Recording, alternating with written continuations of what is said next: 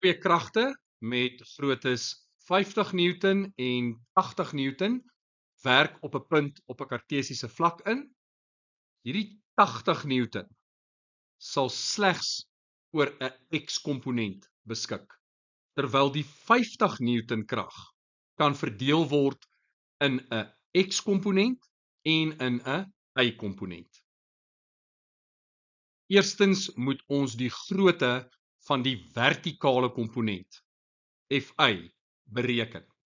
So Fi gaan gelyk wees aan die krag maal met oorstaande op skuins. So dit gaan wees sin. Die sin van 30 grade. So die krag is 50 Newton maal met die sin van 30 is 'n half.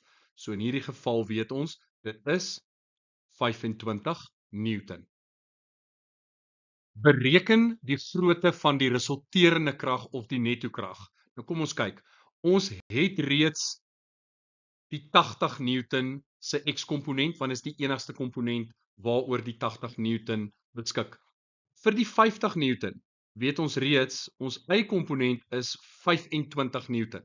Ons kort met ander woorde daardie x-komponent en as ons dit het, kan ons die totale resulterende krag bepaal.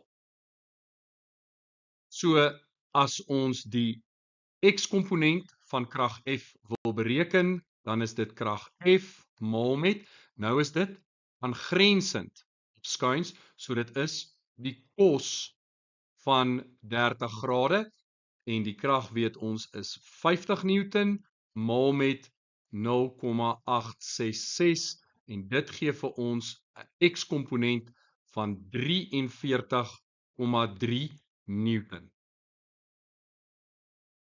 So wat het ons nou?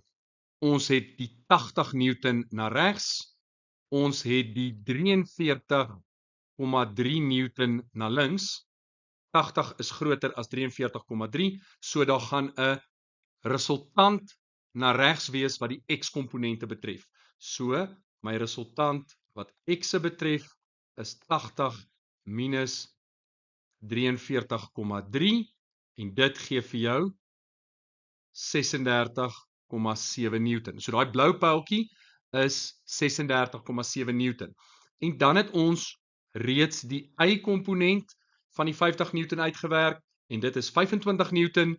So ons het die 25 Newton opwaarts, ons het die 36,7 Newton na regs en nou kan ons Pythagoras gebruik om op die eind van die dag ons resultante of netto krag te bereken.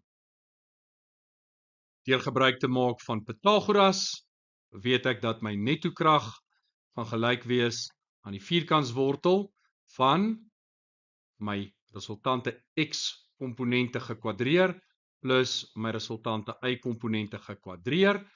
So dit beteken die vierkantswortel van 36,7 gekwadreer plus 25 Newton gekwadreer. En as ek daai vierkantswortel kry, dan is dit 44,41 Newton. Laastens moet ons die rigting bepaal. So ons kan theta bereken en ons het 'n oorstaande sy en 'n aangrensende sy. So tan theta is oorstaande op aangrensend en dit gee vir my 'n theta van 34,3 grade. Met ander woorde 34,3 grade bokant die positiewe x-as. Maar jy moes al gesien het dat anders as in trigonometrie wat 0 grade daarso is, word daar soms begin met 0 grade as noord en in daardie geval kan ons dan sê die hoek is daardie hoek en dit is dan 90 grade minus theta en dit gee vir jou 55,7 grade. So mens moet maar kyk na hoe hulle dit vra, maar daar is meer as een manier hoe 'n hoekgrootte en 'n rigting uitgedruk kan word.